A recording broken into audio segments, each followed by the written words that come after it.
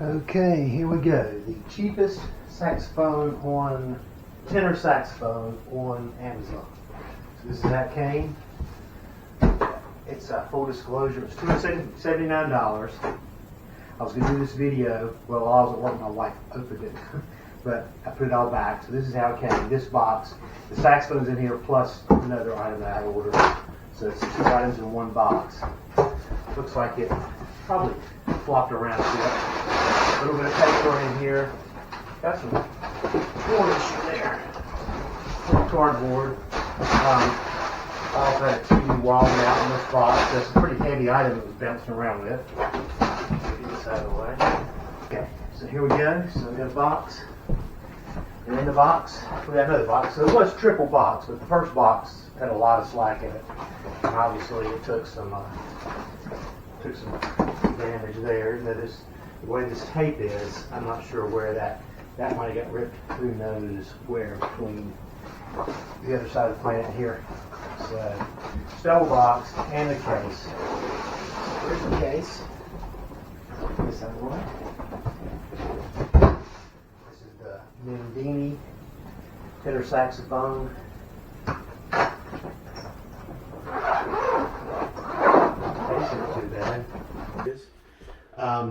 I'm going to try it out just like it is.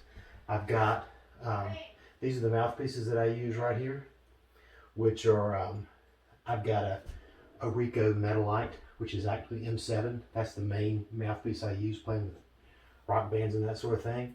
Here's with concert band of Yamaha 4C, a Audio-Link, whatever, 6-star Audio-Link.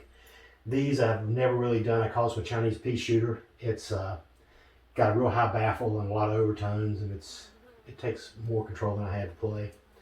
And then this is another Chinese thing I picked up that I've barely even messed with. And I typically use a Ligier 2.5 Signature Series radio, a couple of those. Got some wood reeds, a normal Strat. My Yamaha YTS 23, which is the only thing I can compare it to. Only other sax that I've ever had. I've had this probably 12 or 13 years. I'm not really a sax player. I play guitar, keyboards, in many gigging bands, and always kind of wanted to play sax. My sister played sax in school, and I had played with her sax, and I kind of knew how to play the notes on the sax, but really had never played one or owned one. Bought this, and then started taking it to gigs, played Mustang Sally, whatever, real easy stuff. Eventually got in a band, what they call Carolina Beach Music Band right here.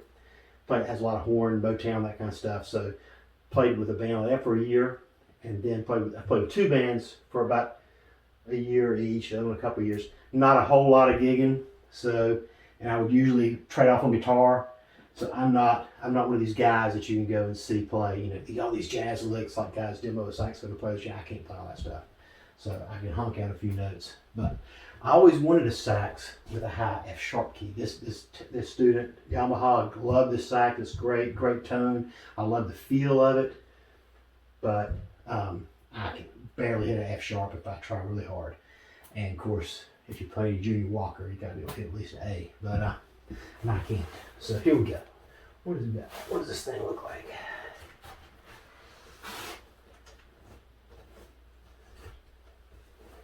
All right.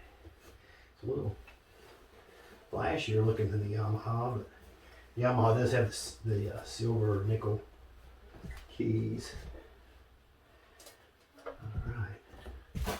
And I'm going to try it out first with all stuff that came with it, rather than try with my normal setup. You see, I don't see any. It's interesting. There's no. Seems like when I got the Yamaha, there was some spacers in here that held everything together. Don't see that sort of stuff. Oops, got the full thing there. Don't plan to keep that in there. Compares very similar key positions here. It feels like a lot of travel, more travel than I'm used to. Hopefully it can be adjusted. We'll see. Okay, so a couple different. I'm guessing some of this might be a case strap, and some of it might be a sax strap. these, what if those are probably for the case? Right here. Some reeds. There's tuner. Book. These are supposed to be delicious, but you can't eat them. To cut up here to the neck. It's kind of noisy. Mouthpiece. It's a lot like the Yamaha. I'm sorry, to read on it. Ligature feels nice. I think I broke my original Yamaha ligature and I've got a cheap one. This one actually feels better, but it might be about the same. So this looks like just a dead-on copy of a Yamaha 4C. Looks very, very similar, almost identical. Okay, we'll see how that does. I don't know if I need to put that reed in my mouth or not. It's been in there, but you know what? I'm brave.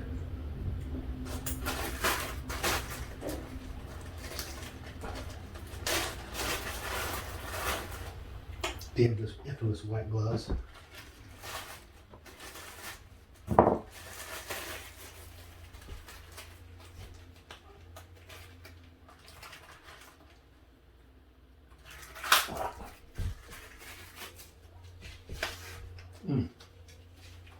Hate to have to wear that strap very often. I like my padding.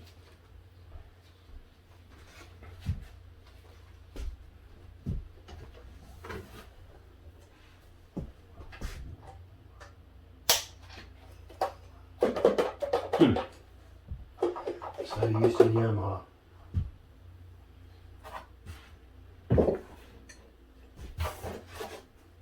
Well, the case isn't very balanced without a saxophone in it.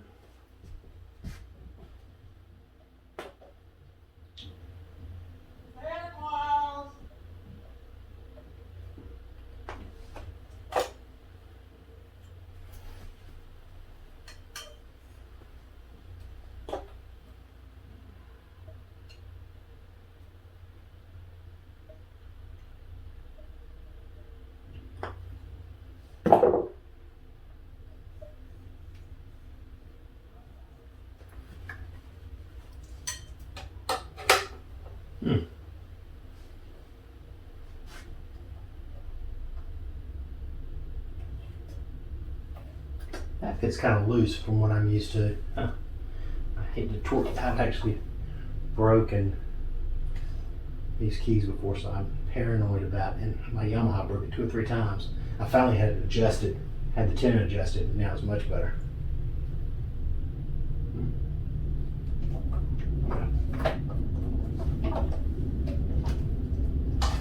Well, it fits, barely. I can't believe we put this mouthpiece in my mouth without washing it, but this is straight out of the box.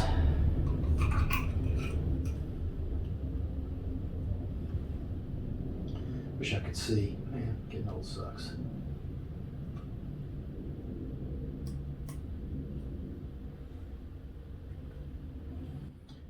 Okay. Let's see what we got here. Can't make a little sound. Kind of tight on there. Read out.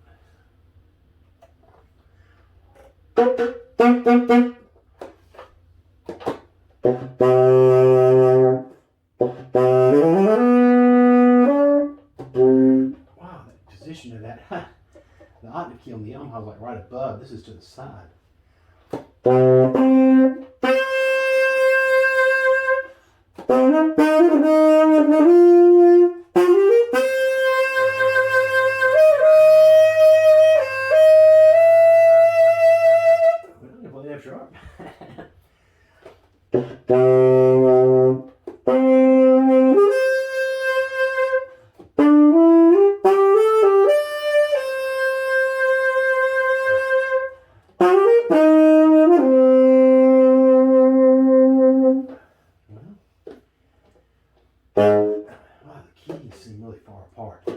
Stretch like crazy for this to be flat. Oops. Man, that's tight and it's not tight.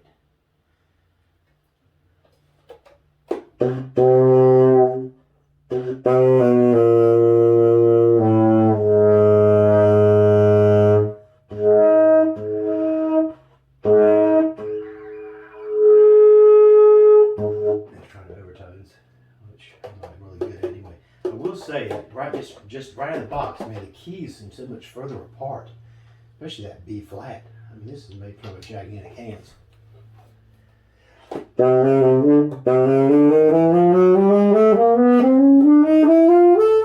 And that was just an overtone because I missed the octave key.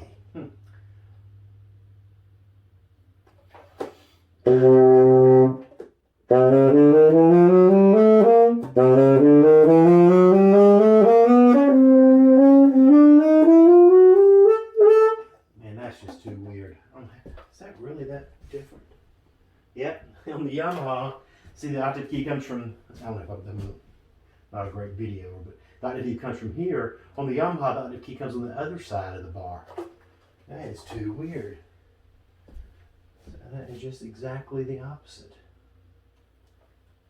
I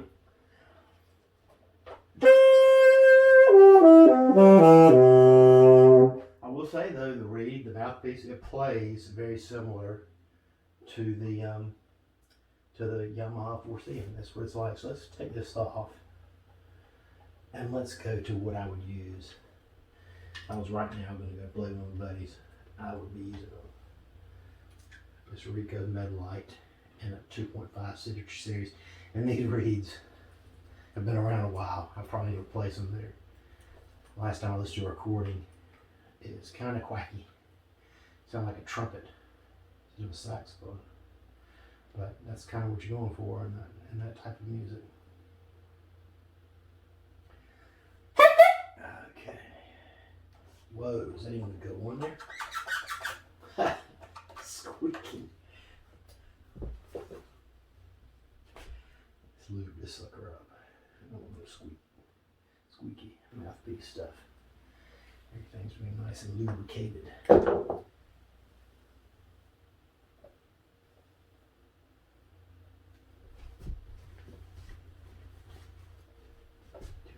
Out now. Can't find it all over there. It might be really, really flat unless it's.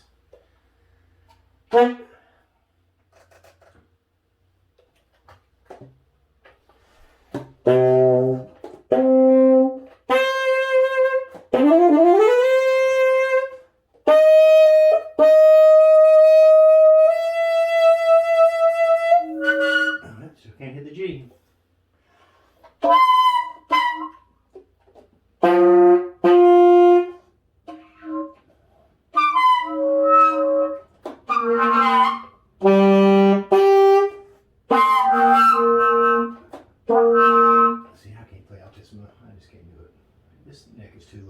Something we have to change on that because the screws are all the way in.